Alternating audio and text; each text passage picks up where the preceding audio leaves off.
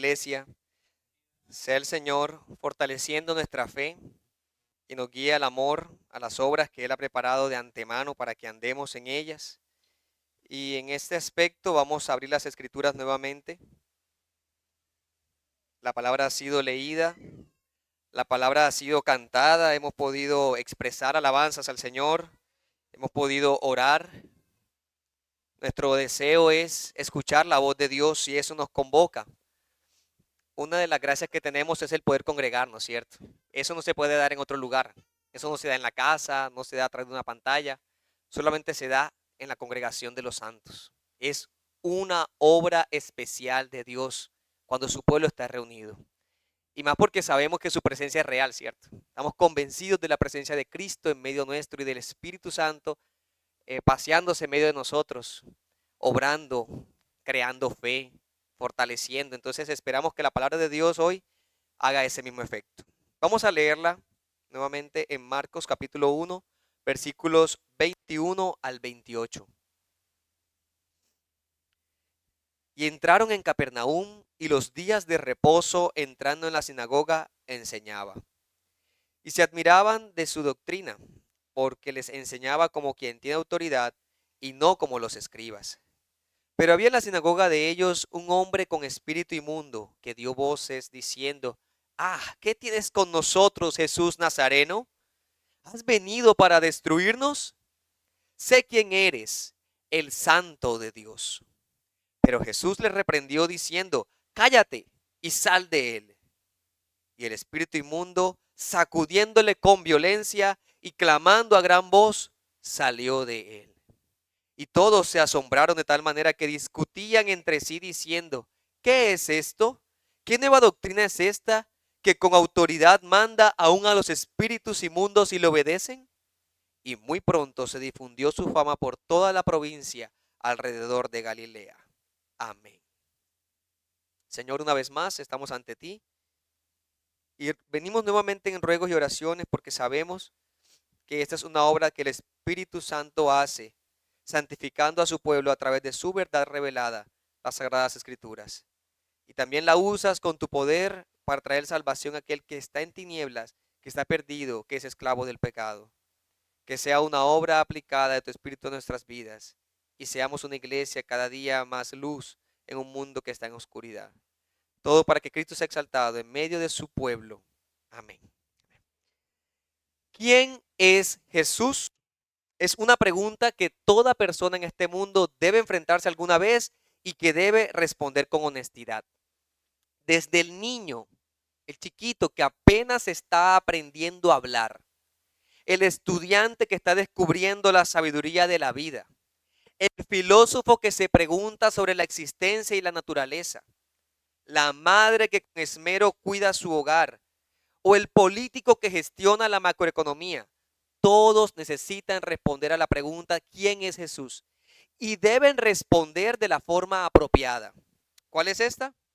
Que Jesús es el Señor, que Él es el Dios todopoderoso y que Él tiene autoridad sobre toda su creación. Esa es la respuesta crucial. Así que al responderla, lograremos entender cuáles son los propósitos de nuestra vida, cómo manejar la cultura, cómo asumir la cultura, qué valores fomentas va a depender de tu concepto de quién es Jesús, el entendimiento que tengas de quién es Jesús. Eso va a guiar qué amistades alimentas, qué actividades haces en tu día, qué priorizas, incluso de qué manera construyes tu hogar. Cuando Jesús empezó su ministerio público, los hombres mostraban el mismo problema que nosotros hoy y que todos los hombres en todos los tiempos. Un sentido de querer ser autónomos completamente y libres. No queremos que nadie se imponga sobre nosotros. Y ese nadie incluye a Dios. El hombre prefiere actuar en rebelión contra Dios, abierta y dispuesta. Sin embargo, las Sagradas Escrituras nos dicen que solo tenemos dos posiciones en nuestra naturaleza. O somos esclavos del pecado o somos esclavos de la justicia en Cristo. Así que los hombres que dicen y que buscan esa autonomía y libertad realmente, al no tener en cuenta a Dios ni vivir para Cristo, en la definición de Cristo como, como el Señor y Dios, están siendo esclavos del pecado. Porque la verdadera libertad del ser humano se encuentra solamente en Jesucristo como su Señor y su Dios. Ahora, este pasaje precisamente Jesús demuestra su autoridad. Es de los principios del ministerio de Cristo público y abierto es: yo tengo autoridad y como yo soy autoridad, ustedes tienen que verme a mí, seguirme a mí, aprender de mí, confiar en mí. Y por eso es que estos pasajes nos resumen cuál va a ser el ministerio de Cristo. Enseñar, expulsar demonios, la guerra con las tinieblas, en ese sentido, sanidad de enfermedades que vamos a seguir encontrando, incluso predicación del Evangelio. Todo eso resume el ministerio de Jesús.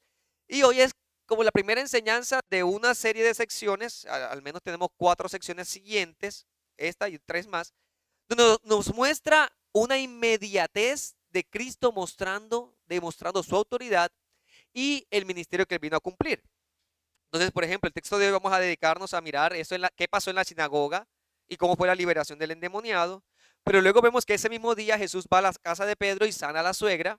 Y luego vemos que ese mismo día de noche vienen enfermos y Jesús los sana. Y luego vemos al día siguiente, bien temprano, que Jesús amanece en oración y dice: voy a continuar enseñando, sanando y haciendo esta obra.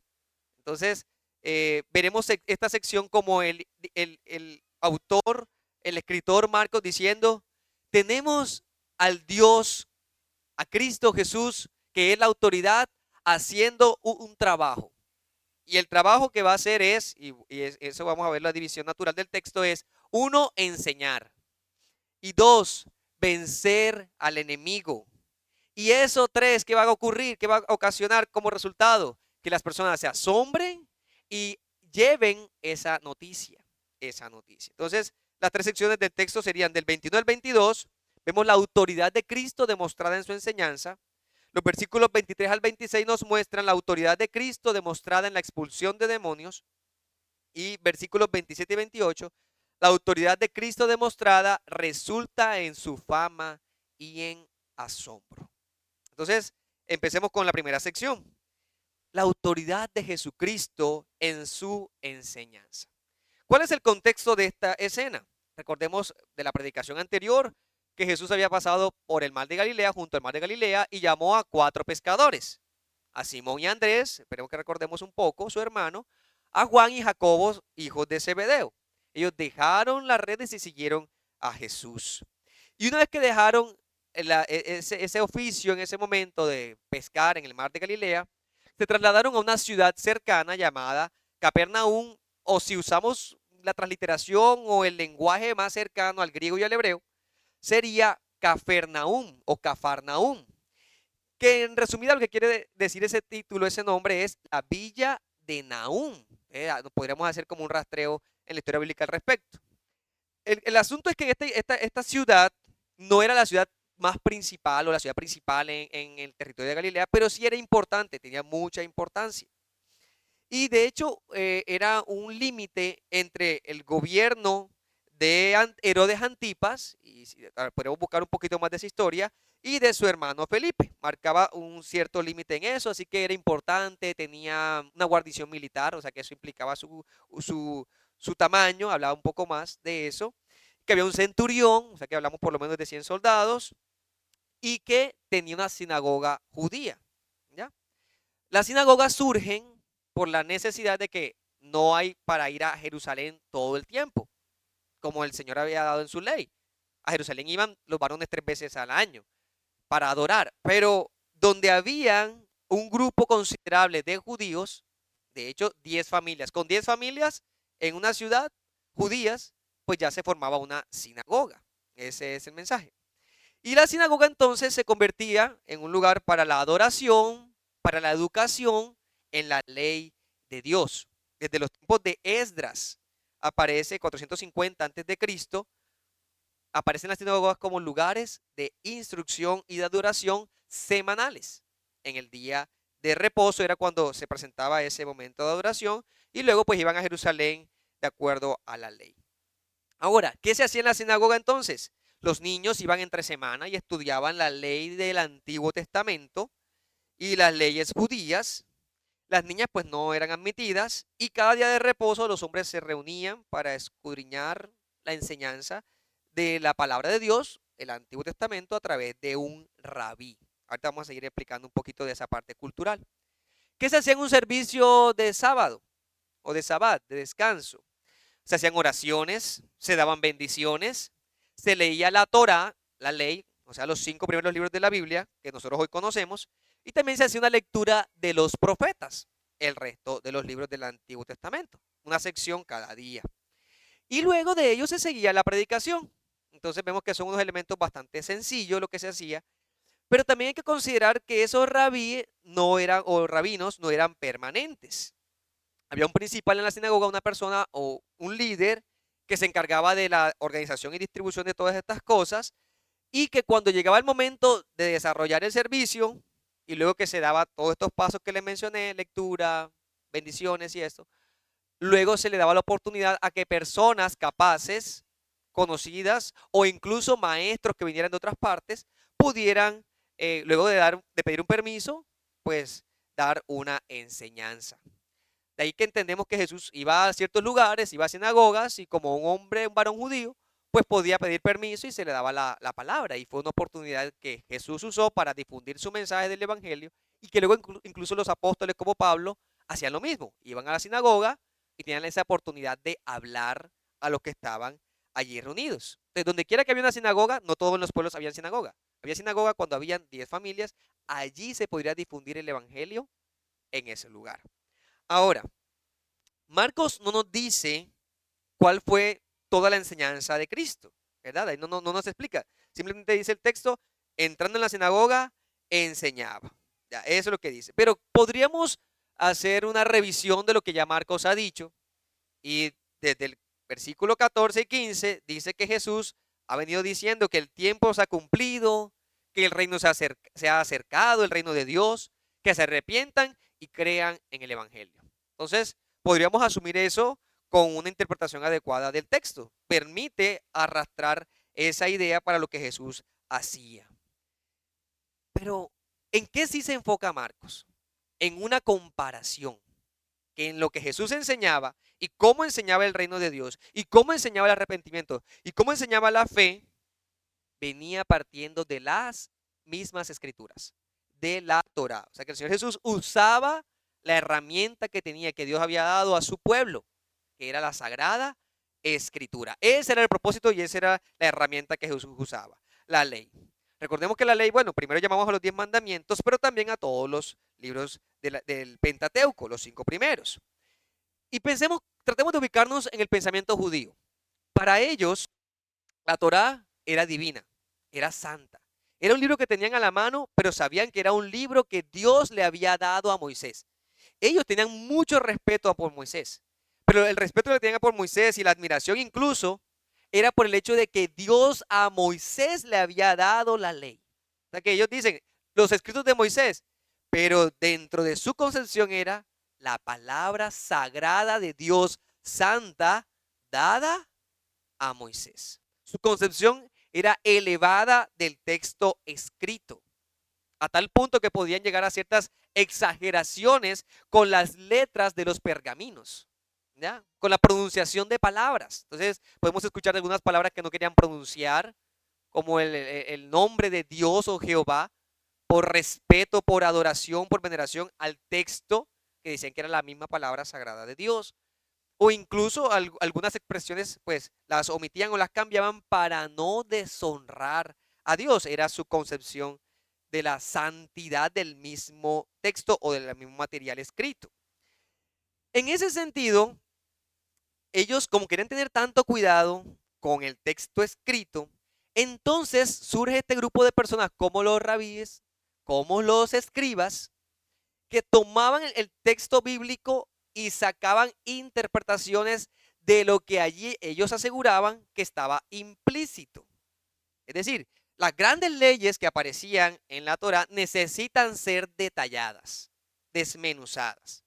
Y al desmenuzarse, los escribas estaban asumiendo que eso era parte de la enseñanza de Dios, a tal punto que se les consideraba entonces con gran autoridad.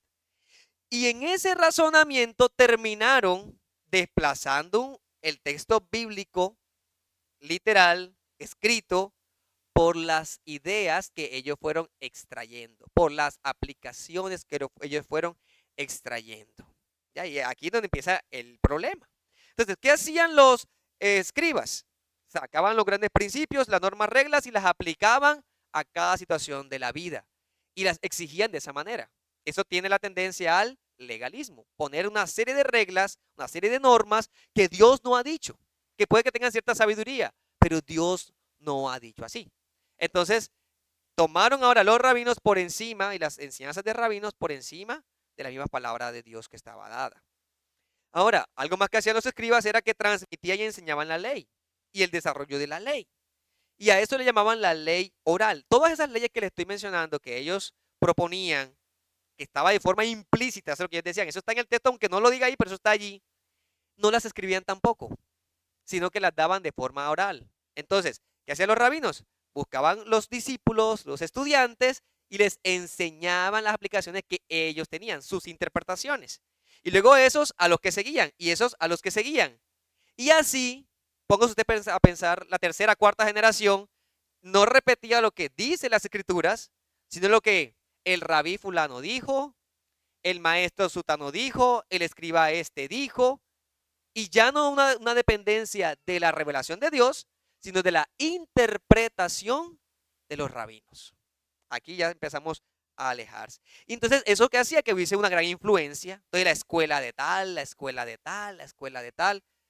Cada uno de estos rabinos tenían sus escuelas y tenían sus estudiantes. Y claro, era un gran privilegio ser un estudiante porque practicaba mucho la memorización, la citación. Bien, pónganse a pensar en ello. O sea, requería gran diligencia, gran esfuerzo ser parte de una de estas escuelas.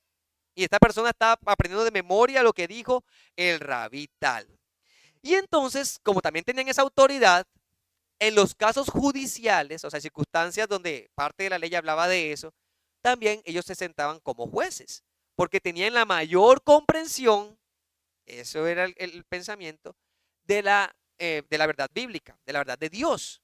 Como tenían mayor comprensión de la verdad de Dios, entonces podemos dirimir estos asuntos.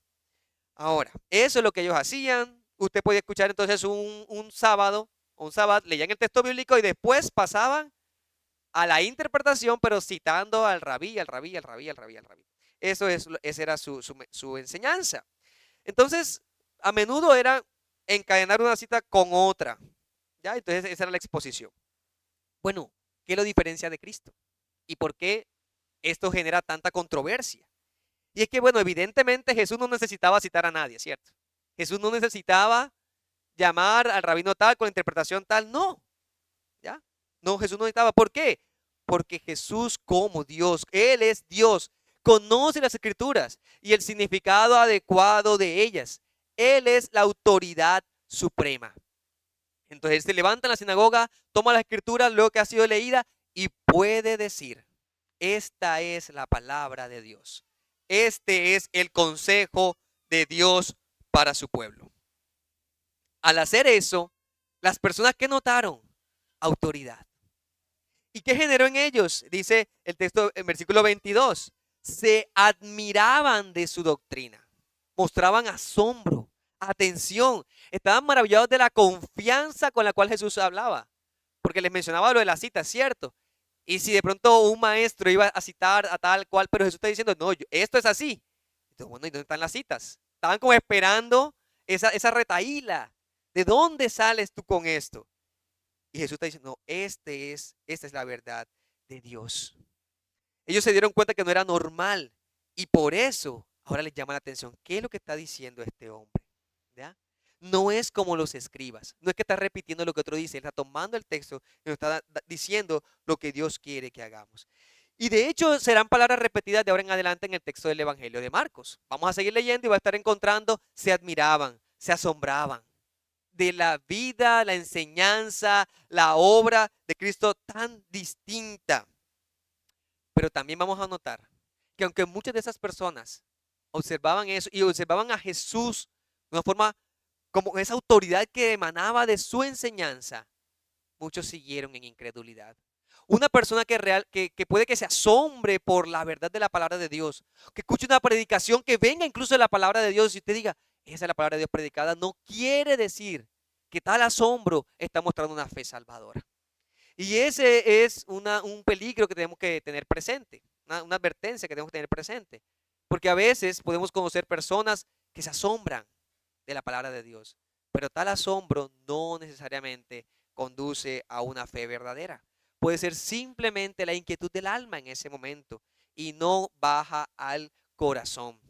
Muchos cuando de pronto han escuchado las doctrinas reformadas y si venimos de contextos pentecostales, puede haber sido chocante y asombrados, pero no quiere decir que ese nuevo conocimiento, esas grandes doctrinas tan maravillosas como son de la gracia y toda la obra de Dios, no quiere decir tal asombro que esa persona realmente ha llegado a su corazón a abrazar esa fe, porque cualquiera puede saber eso de memoria, cualquiera puede saber recitar un catecismo o un credo, ¿ya?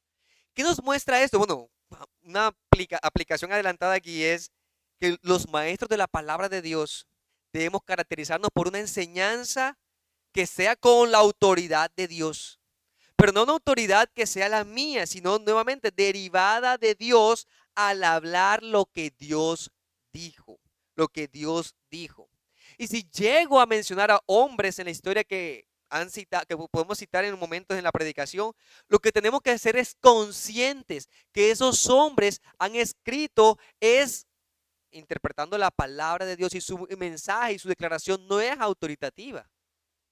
Si se aleja de las Sagradas Escrituras, si no las entiendo adecuadamente sus palabras en las Sagradas Escrituras, entonces mejor no citarlas. Mejor no citarlas. Si no las entiendo, mejor no citarlas.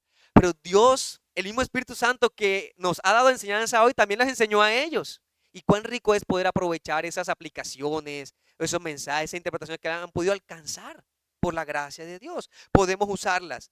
Pero no olvidemos que la autoridad sigue siendo la sola escritura, la sagrada escritura. Y por eso como maestros de la palabra de Dios, como predicadores de la palabra de Dios, como varones, jefes de hogar que deben enseñar la palabra de Dios en sus casas todos los días y con la mayor frecuencia posible, todos debemos estar dispuestos a sujetarnos a la autoridad de Cristo, a la autoridad de Cristo, a la dependencia del Espíritu Santo.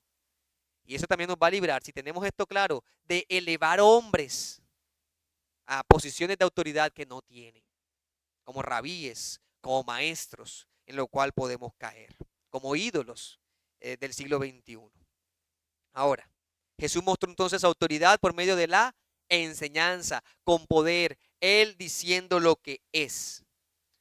Pero en segundo lugar nos muestra ahora que Él demuestra su autoridad al expulsar demonios. Y entonces vamos a ver esa batalla o esa guerra que Él venció. Yo les había dicho en una predicación anterior que el Evangelio de Marcos es un evangelio de acción, ¿cierto? De inmediatez. Que ocurre una cosa y de inmediato viene otra y de inmediato viene otra mostrando a un Señor Jesucristo, siervo, diligente, trabajando en el reino de Dios. Bueno, aquí ya van dos de inmediato, dos veces que dice de inmediato. Quizás en la traducción al español no lo vemos tan claro, pero si lo leemos en el idioma griego sí lo podemos notar. Así como dice en el versículo 21, entrando en la sinagoga y los días de reposo, ahí está mostrando la inmediatez. Llega a Capernaum y va de una a la sinagoga a cumplir su trabajo. Así, ahora en el versículo 23, dice que de inmediato, entonces había un hombre en la sinagoga de ellos con espíritu inmundo.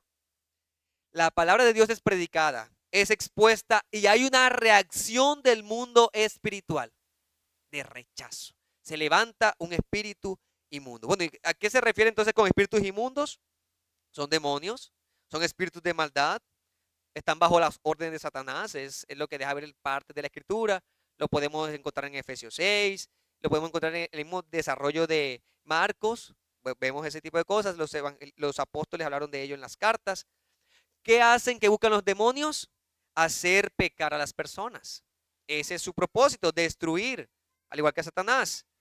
No es que Satanás creó los demonios. Sabemos que Dios es el creador de todas las cosas. Él los creó ángeles, pero ellos se unieron a la rebelión de Satanás y por eso cayeron de su estado en el que Dios los había hecho. Y también sabemos que ellos tienen cierta potestad para moverse entre las personas en un mundo físico. Entonces pueden traer que una persona sea muda o que sea sorda, también puede ser, o que sea ciega o incluso que muestre cierta demencia. Eso lo podemos ver en varios textos. No me quiero como detener en cada uno, pero podríamos hacer esa revisión. ¿Qué trae esas ideas? Bueno, a muchos psicólogos hoy y científicos que quieren hablar de estas cosas y que van en contra de la revelación bíblica, dicen que hablar de posesión demoníaca simplemente es hablar de enfermedades mentales. Entonces, dicen que en muchas ocasiones que la gente llama que está endemoniada realmente son cuestiones mentales. Eso dicen muchos psicólogos y personas que se consideran expertas en esos temas. Pero el Nuevo Testamento nos hace una diferencia de ello. Hay ocasiones donde el Nuevo Testamento nos dice, esta es una posesión demoníaca. Bueno, el texto que tenemos aquí delante sí habla claramente que ese hombre tenía un espíritu inmundo y de algunas características.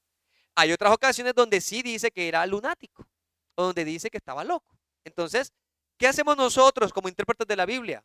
Vamos al lenguaje sencillo de las Escrituras. Presenta que había un hombre dominado por un espíritu inmundo y eso es lo que estaba pasando. Había un hombre que tenía una posesión demoníaca, posesión que solamente Dios podría traer libertad. Entonces, esa es la recomendación cuando encontramos textos así, decir, bueno, el texto me permite hablar de una enfermedad mental como algunos textos que sí lo puede presentar. No, en este caso habla desde un demonio en ese hombre. Y es interesante porque la actividad demoníaca fue fuerte en la época de Cristo y de la primera iglesia.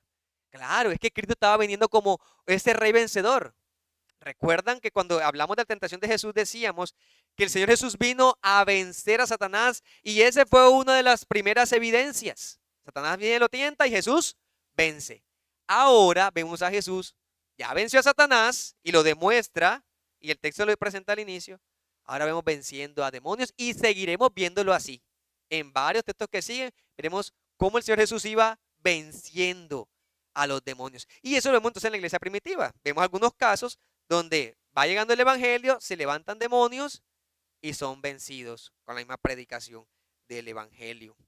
¿Qué está mostrando aquí? La autoridad completa de Jesús sobre el mundo espiritual, sobre lo que no vemos. Jesús también tiene poder allí. Tanto así es su poder que su palabra es suficiente para que ellos sean expulsados, ellos sean alejados. Ahora, ya mencionaba que esto evidentemente es una posesión y habla a través de este hombre, este demonio. Entonces empezamos a notar ahora que hay unas voces en el texto. Jesús estuvo predicando, no detallaba, pero él estuvo predicando. Ahora se levanta la voz del demonio, de este demonio en particular. Y dice este demonio, ¿qué tienes con nosotros? Hay una relación, bueno, el demonio se está dando cuenta, ¿qué tienes con nosotros los demás demonios, Jesús? Vienes no solo contra mí, sino que contra mí estás y estás contra el resto de los demonios. Lo que pase conmigo va a ser algo que va a estar pasando con los demás. Nos va a afectar. Es un anticipo del ataque de Jesús contra todas las fuerzas demoníacas. Dice Jesús Nazareno para mostrar el conocimiento de quién es el que está allí delante. Este demonio sabía de la naturaleza humana de Cristo y de la naturaleza divina de Cristo. Este demonio le dice, Jesús Nazareno, sabe entonces que Jesús viene de la ciudad de Nazaret, sabe que en Nazaret fue anunciado, que en Nazaret fue concebido y que en Nazaret vivía y desarrollaría parte de su ministerio. Ya sabía de su humanidad. Y también reconoce su divinidad porque dice, has venido para destruirnos y cuando dice has venido para destruirnos es porque dice, sé quién eres, el santo de Dios. Pues cuando dice venir no es que va a venir de Nazaret a Capernaum o a Capernaum. Viene de Dios. Tú vienes del cielo con la misión de destruir este reino de tinieblas. Tú vienes a cumplir el trabajo. ¿Ya? Vas a limitarnos, vas a encadenarnos, a amarrarnos, a limitar nuestro trabajo, a hacernos impotentes. Ese es el testimonio de la Biblia. En 1 de Juan 3:8 dice que para esto apareció el Hijo de Dios, para deshacer las obras del diablo. Esto viene a ser Cristo, a llegar al mundo de maldad y destruirlo, derribarlo. Hebreos 2, capítulo 2, versículos 14 y 15.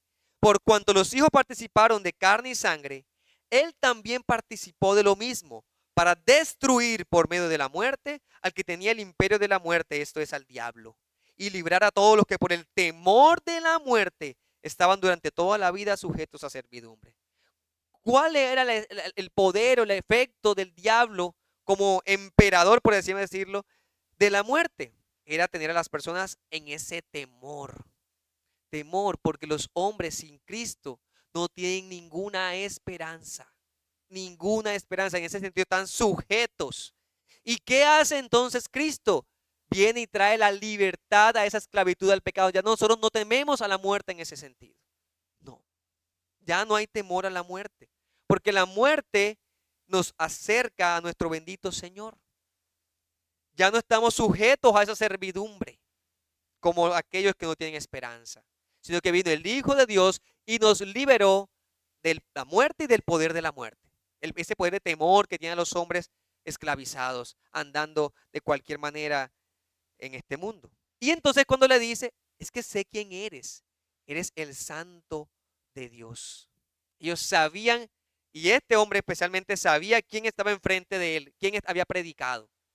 Eres el Santo de Dios. Y esa palabra Santo de Dios debe recordarnos el mensaje que se le había dado a María en Lucas 1:35. Respondiendo el ángel le dijo a María, el Espíritu Santo vendrá sobre ti y el poder del Altísimo te cubrirá con su sombra, por lo cual también el santo ser que nacerá será llamado Hijo de Dios. El Santo de Dios aquí está tomando ese lenguaje de el Hijo de Dios. Es que tú, quien estás aquí, Jesús, eres divino, eres Dios, y por eso sé, dice el demonio, que puedes destruirnos, que viniste a destruirnos. Es fuerte lo que está pasando aquí, hermanos, porque cuando la palabra de Dios fue predicada adecuadamente, enseguida rechinó el mundo de las tinieblas, enseguida se levantó, ¿ya? Pero, ¿qué reacción toma Jesús de ello? Porque no lo alabó y le dijo, bravo, bien, tú sabes todo. ¿Sabes quién soy yo? ¿Sabes que soy un hombre? ¿Sabes que soy Dios? Gracias por ayudarme en la evangelización. Gracias por darle a conocer a las personas este mensaje oculto. Jesús no aceptaba ese testimonio porque estaba forzando la voluntad de ese hombre. Lo tenía esclavizado. Esa no era la voz de ese hombre. Ese hombre estaba esclavo, capturado, dominado por esa fuerza demoníaca que era la que estaba hablando. Esa no es la obra del Espíritu Santo. Esa no es. Y por eso es que Jesús dice, que Jesús le reprendió, versículo 25, y le dijo, cállate y sal de él. Sal de él. Esa palabra de reprender es como la palabra que se ha usado en el Antiguo Testamento, en la traducción griega, en la Septuaginta, de algunos textos en hebreo. En Job 26:11 dice que las columnas del cielo tiemblan y se espantan a su reprensión. A la reprensión de Dios, toda la tierra y todos los cielos se estremecen. Y en Zacarías 3:2 también usa esa palabra, cuando dice, dijo Jehová a Satanás, Jehová te reprenda. Jehová te reprenda.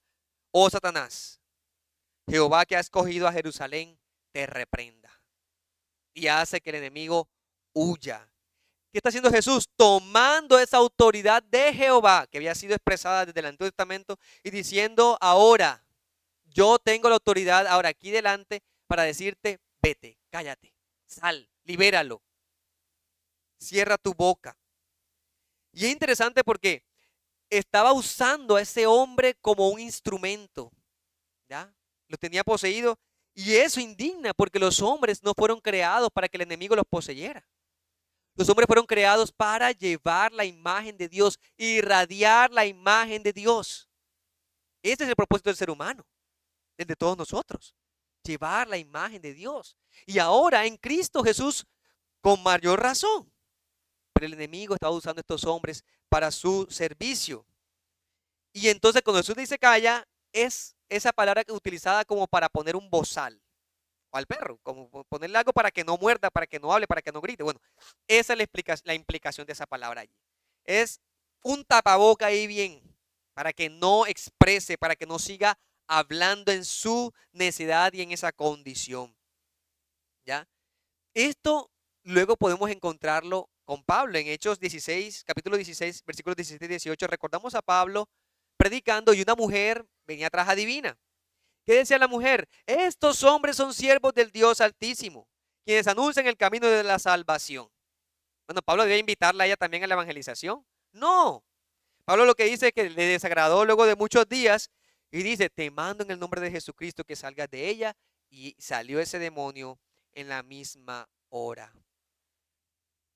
Jesús no acepta las palabras de este demonio, porque no son palabras que van ni fomentan de fe, ni es una profesión de fe que está haciendo, ¿ya?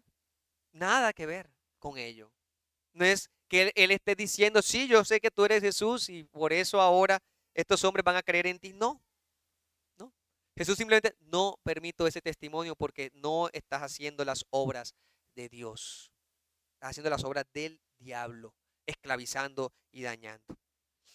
Ahora, algo interesante también de esta expulsión de demonios es que tampoco era conforme a las ideas judías, porque los judíos también tenían sus propias ideas de cómo expulsar demonios.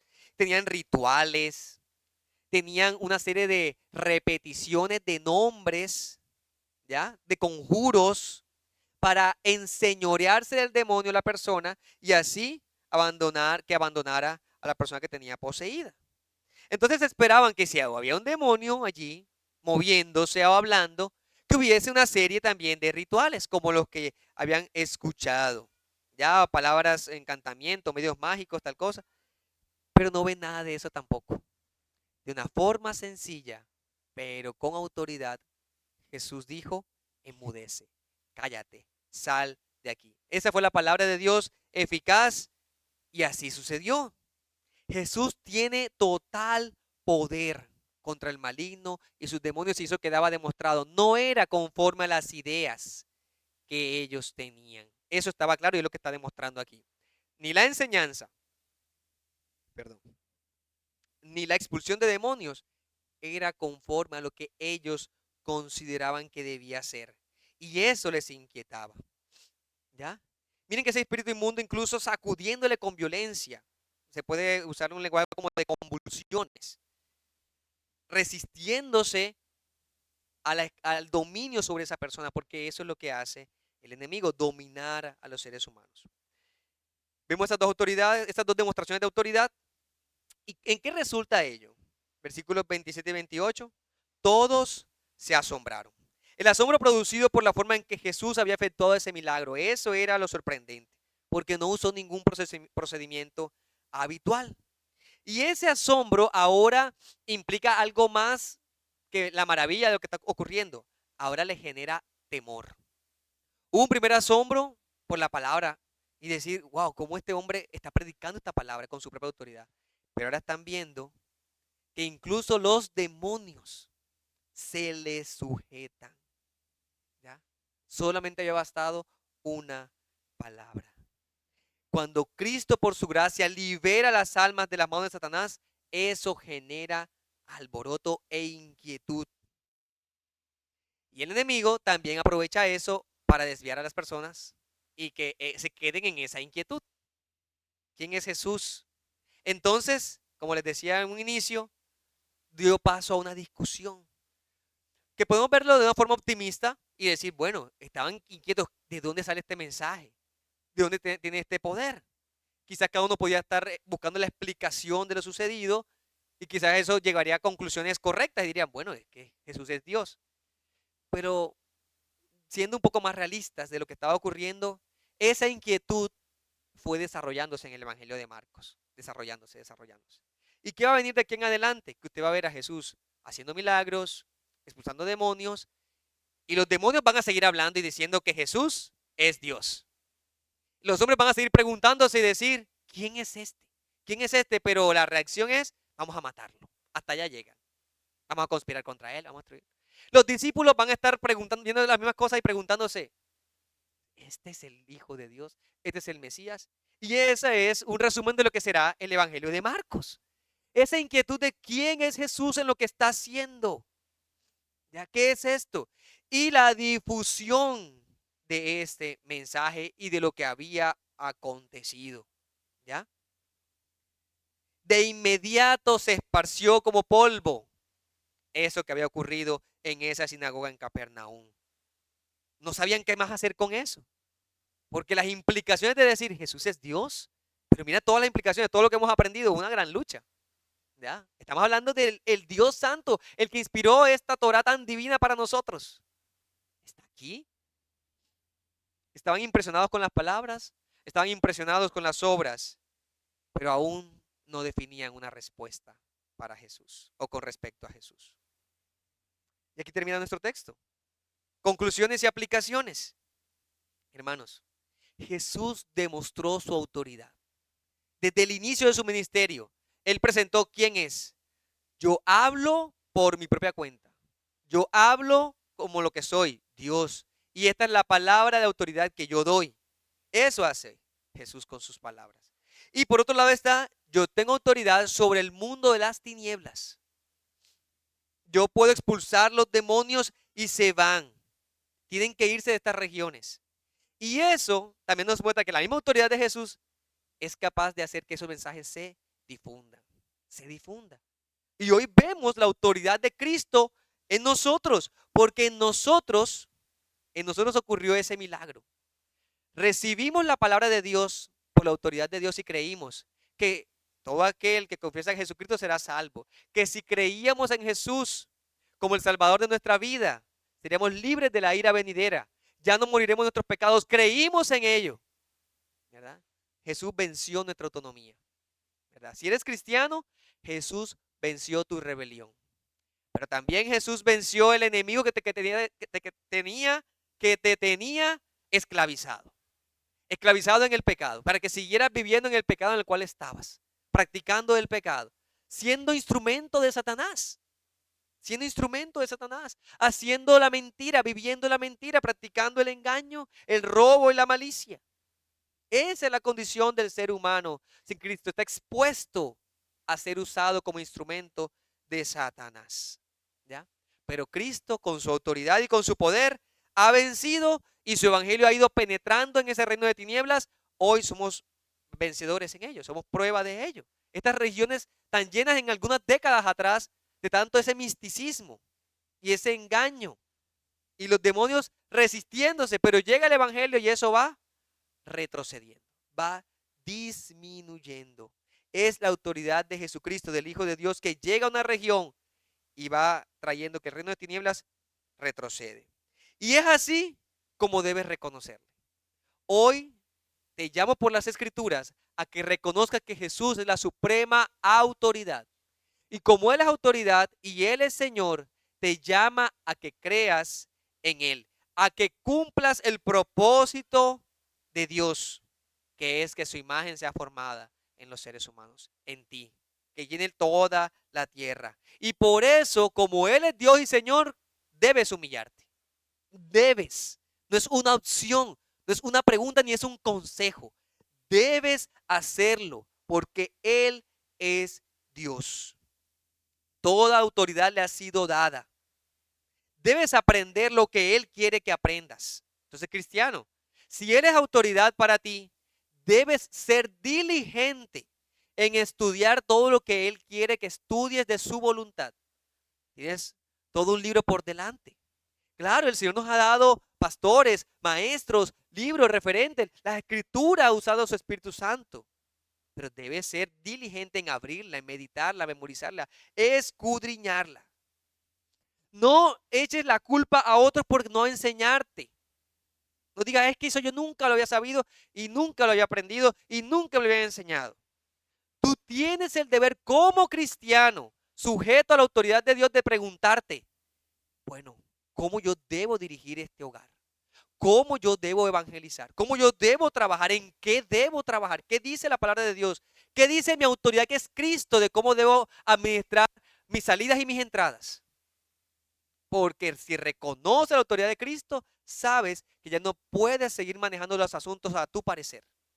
Ya no puedes seguir pensando que tus decisiones son lejos del consejo de Dios. Debes de ser diligente para decir, Señor, ayúdame a humillarme más. Perdóname por tomar mis decisiones en mi propia conciencia y esperar de que tú me respaldes. y esperar a ver si es tu voluntad cuando ya yo he puesto la mía allí. No, amados hermanos. Él es tu Señor, no al revés. Él es la autoridad sobre tu vida. ¿Ya? Ahora, aprovecho también aquí y hago una aplicación a los predicadores, a todos aquellos que se están formando, que están anunciando el mensaje.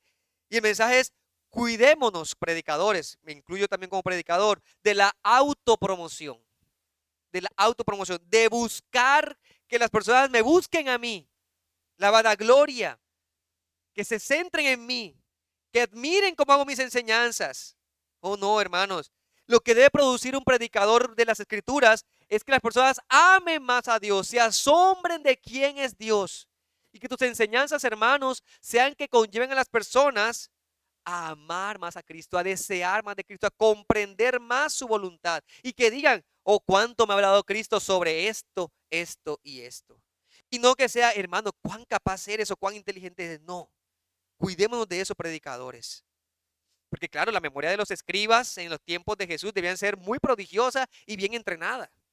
Para citar aquí, rapiditos, esforzados. Y todo el mundo quería escuchar a tal escriba. Nuestra intención debe ser que los demás, el pueblo de Dios diga, este hermano me muestra a Cristo. Ese hermano ha estudiado diligente y el Señor le ha ayudado a entender esto y me ayuda a mí a comprender más y mejor el Evangelio. Deseamos una iglesia llena de ese tipo de predicadores. De lo contrario, podremos estar proliferando en la congregación falsos maestros que tarde o temprano mostrarán su corazón impío y quizás arrastrarán a muchos. A aquellos que quieran, que reciban lo que quieran escuchar, con lo cual se sientan cómodos. A esos seguirán. El Señor nos guarde. Respecto a la posesión demoníaca, también es interesante, es una aplicación. Y es, pensemos en el hombre de la sinagoga que estaba poseído, controlado por ese espíritu maligno. Bueno, el espíritu maligno reconoció la autoridad de las enseñanzas de Jesús y reaccionó con violencia. El hombre pues claramente no era consciente, por lo tanto no iba a poder entender el evangelio ni mucho menos seguirlo. El demonio era el que estaba tomando posesión de él. Como aplicación, cuando la Biblia no me dice y no nos va a decir en ninguna parte qué rituales, qué encantamientos, qué proceso hacer para expulsar demonios. La Biblia no lo dice. A lo sumo cité un texto de Jehová te reprenda. Hasta ahí es lo máximo. ¿Qué si nos enfatiza este texto? Y es la aplicación en la cual quiero también aprovechar acá, es presentar el evangelio donde quiera que haya oportunidad. Y saber que se puede levantar oposición incluso de fuerzas demoníacas. Puede pasar. Y entonces si eso ocurre, ¿qué haremos? Depender del Señor, del evangelio que es la autoridad. Señor, tú eres quien tiene la autoridad aquí. Ni es el demonio ni soy yo. Así que obra con tu poder, obra con tu palabra. Deja ver que cualquier persona sin Cristo está expuesta a la servidumbre del enemigo y puede ser usado de esa manera. Cualquier persona sin Cristo. Y sé que eso genera mucha controversia y mucha expectativa de ver esas expulsiones y las convulsiones y todas esas cosas. Pero quiero presentarles otra aplicación al respecto que me parece un poco más preocupante. Porque uno, pues evidentemente nota la violencia de las sacudidas, la espuma en la boca, los ojos retorcidos, pero preocupa que en la iglesia haya asistentes que calladamente atienden a los maestros que son mera formalidad, mero conocimiento doctrinal, que nos enseñen la doctrina fría, que yo pueda memorizar, que yo pueda saber, que yo pueda decir, oh, ahora sé esto, pero no tienen una vida espiritual. Eso sí preocupa, porque esas personas también están siendo influenciadas por el enemigo, influenciadas de gran manera a que se mantengan pasivos en la vida cristiana, a que solamente se llenen de lo asombroso, de lo novedoso, pero que su vida práctica siga igual de pecadora. A esas personas, el enemigo que está haciendo, teniéndolas allí, frívolos, sin un poder claro y real del evangelio y sin ninguna convicción. ¿Qué pasa cuando en un momento en la congregación se levante un predicador o hay una predicación fiel a la palabra de Dios? Esa persona, ¿qué va a sentir? Así como va a brincar también. como el demonio brincó allá. Así, no, ese mensaje fue muy duro. Ese mensaje que me habló del pecado y la santificación y de la vida en Dios fue demasiado duro. Y si veo la vida de la persona que demuestra fidelidad al Señor, yo digo, no, pues que esa persona es una santurrona. Esa persona es un legalista. O sea, empezamos rapidito, rapidito a que todo lo que refleja una búsqueda honesta, sincera, fervorosa de la palabra de Dios sea rechazado. Eso puede pasar cuando la luz de Cristo es expuesta, predicada y por testimonio. Así que no nos llegue a pasar que ninguno aquí llegue a tener la conclusión de los demonios y termine repitiendo como los demonios, ¿qué tienes conmigo, Jesús Nazareno? ¿Has venido a destruirme? Porque esa puede ser una respuesta de alguno que diga, ya vino a hablarme de Jesús. Este Jesús parece que no le gusta mi vida y todo lo que hace es traerme más mal y poner más carga a mi conciencia y ponerme que tengo que rendirme a él. No, yo me resisto a eso. Pues estás teniendo la actitud de este demonio. Si esa es Dios, libre tu alma, amigo que me escuchas, hermano que me escuchas, de esa situación, de hacer, hablar, responder como respondió este demonio en esa sinagoga, ¿ya? Porque eso muestra que no espera ser salvado por él. Más bien te digo, teme a Cristo, teme a Cristo. Este demonio tenía un reconocimiento de la autoridad de Cristo. En Santiago nos va a decir que los demonios creen y tiemblan porque tienen un entendimiento de Dios. Pero quizás algunos aquí o algunos oyentes de las palabras de Dios siendo predicadas en iglesias bíblicas terminan mostrando un corazón de incredulidad cuando dice, yo no necesito temer, no necesito comprometerme con Cristo o que Dios nos guarde esta circunstancia. Y más bien, en vez de decirle aparte de Jesús, ese mensaje no me interesa, que puedas decir, Señor, tú eres santo, tú eres justo, tú eres puro, tú eres el Hijo de Dios y yo soy un pecador que necesita arrepentirme de esa percepción de autonomía, de rebeldía en contra tuya. Porque la palabra de Dios dice también que la mente carnal es enemistad contra Dios. Si pretendes estar navegar esas aguas de sube, de va, de que llega, de que no me quiero comprometer con Cristo ni con su iglesia, pero yo sé que soy cristiano porque Jesús me salvó, aunque mi vida no está siendo reflejando, no refleja el señorío de Cristo, pero yo sé que soy salvo.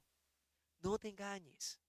La mente carnal, la mente que piensa en los apetitos de la carne, en el pecado, es enemistad contra Dios, especialmente contra su santidad. Hoy el Señor te ha dado un día de salvación. Hoy. Porque hoy te está diciendo en este mensaje, así como Él predicó en los primeros días, arrepiéntete de pensar así. Y sabes, cree en la buena noticia de Cristo, en el Evangelio de Cristo. ¿Y cuál es la buena noticia de Cristo? Que Él en la cruz del Calvario pagó el precio por la incredulidad, por la rebelión, por el pecado. Él cargó eso en la cruz del madero para que tú no tengas que morir eternamente. Para que si crees en Jesucristo como el Salvador de tu vida, entonces puedas vivir en gozo, en plenitud con Él. Y te darás cuenta entonces, creyendo en Jesucristo, que el reino de las tinieblas en ti va a retroceder. Va a retroceder. Las tinieblas se van a apartar. Ya no tienes que andar pensando en los ataques demoníacos, ni en las maldiciones, ni nada de esas cosas. Porque Cristo ha venido a tu vida y la victoria de Cristo es tu victoria. Eso es lo que encontrarás en Cristo, salvación y vida eterna. Sea Dios y sea Cristo especialmente glorificado en un pueblo que vive reconociendo su autoridad y camina en santidad. Amén. Oremos. Señor, gracias por el mensaje de tu palabra, que ella es una fuente inagotable de gracia y sabiduría. Vimos tu poder aquí, expresado y reflejado. Tu palabra, al ser dicha en esa sinagoga, los hombres notaron que era algo sorprendente. No era palabra humana. Hoy tenemos las Sagradas Escrituras que están siendo predicadas, no son meras palabras humanas. Es tu santa palabra y el enemigo quiere destruir tu palabra, quiere que se quemen las Escrituras, quiere tergiversar las Escrituras, pero no podrá, porque tú has vencido y el reino de las tinieblas retrocede ante el reino de Cristo. Y hemos confiado en ello. Oh Señor, fortalece a mis hermanos para que puedan ser hombres diligentes en el estudio de la palabra tuya, de tu santa palabra. Para que podamos ser diligentes en testificarla, así como estas personas con poco o mucho conocimiento empezaron a difundir y a inquietarse, pero que realmente nos lleve a una conclusión apropiada. Tú eres el Señor y Dios. Que nuestro conocimiento hoy, como cristianos, como hijos tuyos, nos lleve a dar ese mensaje. Hemos encontrado al Cristo. Cristo se ha encontrado con nosotros y ahora tenemos vida eterna en Él. Y tú, pecador, puedas encontrar en Cristo la salvación de tu alma. Estás en una grave condición, pero Cristo es quien salva. Ayúdanos a ser diligentes en estas cosas. Fortalece nuestra fe como iglesia, que seamos una iglesia triunfante, que camina en santidad, que camina en la búsqueda de ti, que se aleja de aquellos mercaderes de la fe que hablan conforme a sus propios razonamientos para su propia perdición y que atraen a aquellos que quieren engordarse a sí mismos. Permite que seamos ovejas que reciban pastos verdes cada día y encuentren en Jesús su buen pastor que les enseña, que les guía, que les nutre. Gracias por vencer las tinieblas. Gracias por hacernos vencedores sobre el pecado, sobre el enemigo. Y ayúdanos a cada día crecer más en estas cosas. En Cristo Jesús oramos y confiamos. Amén. Amén. El Señor bendiga a su iglesia, hermanos.